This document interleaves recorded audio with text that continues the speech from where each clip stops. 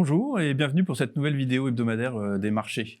Alors, on a une séquence qui est quand même très intéressante aujourd'hui avec des banques centrales qui continuent de monter leur taux directeur, que ce soit la Banque centrale européenne bien évidemment, la Réserve fédérale américaine qui a fait une pause mais qui devrait continuer à monter ses taux, mais pas seulement. C'est vrai qu'on a la Banque d'Angleterre, la Banque du Canada, la Banque de Suisse. On a cette séquence-là qui se poursuit avec des hausses de taux des principales banques centrales.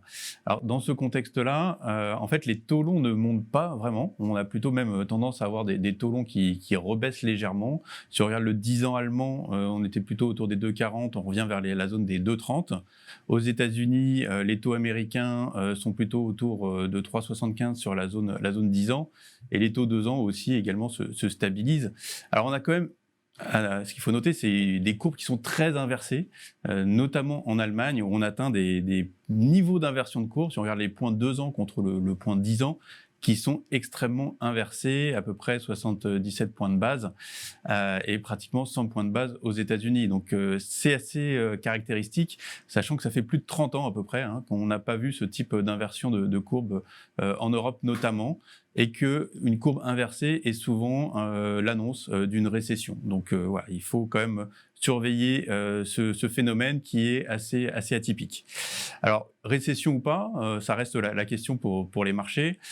Aujourd'hui, c'est vrai qu'on n'attend pas forcément de récession, que ce soit aux États-Unis ou en Europe, sur une période d'1 an. Par contre, on peut très bien imaginer qu'on aura des récessions techniques de 2 ou 3 trimestres, notamment aux États-Unis.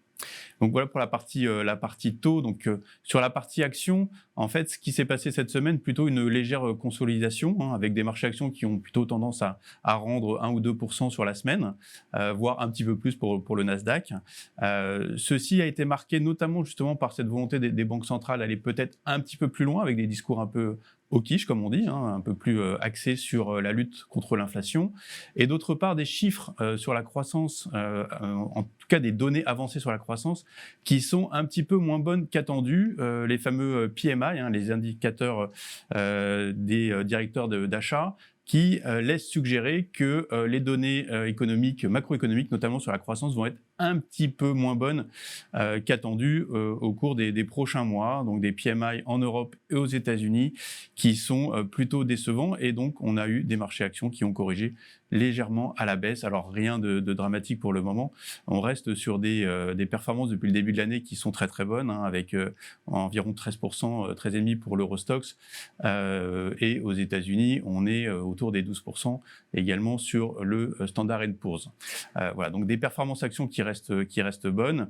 Si on revient un petit peu sur le marché obligataire, on a des spreads de crédit qui se tiennent bien également, mais qui s'écartent légèrement, comme un petit peu sur ce qui se passe sur les marchés actions, donc avec une correction passagère en tout cas sur les spreads de crédit, notamment sur l'iTraxx, qui est le principal contrat dérivé qu'on regarde comme indicateur sur la santé du marché du crédit. Voilà pour les différentes étapes et ce qui s'est passé sur les marchés. À noter, ce qu'on va surveiller pour les prochaines semaines, et puis pour la fin de la semaine surtout, ce sont les chiffres d'inflation en Europe pour le mois de juin, qui devrait sortir légèrement en baisse pour l'inflation totale, avec à peu près 5,6% attendu sur l'inflation européenne. Ce qui sera à surveiller, bien évidemment, c'est l'inflation sous-jacente, qui devrait être peut-être légèrement en hausse par rapport au mois dernier, par rapport à des effets techniques notamment qui devraient jouer avant d'avoir une baisse plus marquée des chiffres d'inflation dans les prochains mois. Encore une fois, des données qui sont très importantes à surveiller, notamment avec une inflation au niveau des salaires qui reste pour l'instant assez importante, autour de 4, 4,5 aux États-Unis, voire 5, 5,5 en Europe, mais qui devrait décliner d'ici la fin de l'année. Autre fait marquant à surveiller cette semaine, c'est Sintra, donc la conférence, le forum organisé par la Banque centrale européenne au Portugal, et donc qui réunit les principaux banquiers centraux, donc Madame Lagarde pour la Banque centrale européenne, Jérôme Powell pour la Réserve fédérale américaine, et également les banquiers centraux de la Banque d'Angleterre et de la Banque du Japon. Donc tous les banquiers centraux se réunissent pour parler de l'inflation et du contexte macroéconomique. Donc on verra si il en ressort quelque chose d'ici les prochains jours. Voilà pour les principales informations en ce qui concerne la semaine sur les marchés financiers. Un petit mot pour terminer sur toujours notre allocation. On n'a pas changé nos vues pour l'instant, donc on est plutôt toujours constructif sur la classe d'actifs obligataires, que ce soit le crédit investment grade ou high yield. Et on garde un message de prudence sur les actions, notamment les actions américaines. Voilà pour le point de la semaine. Je vous souhaite une très bonne semaine et à bientôt. Merci beaucoup. Au revoir.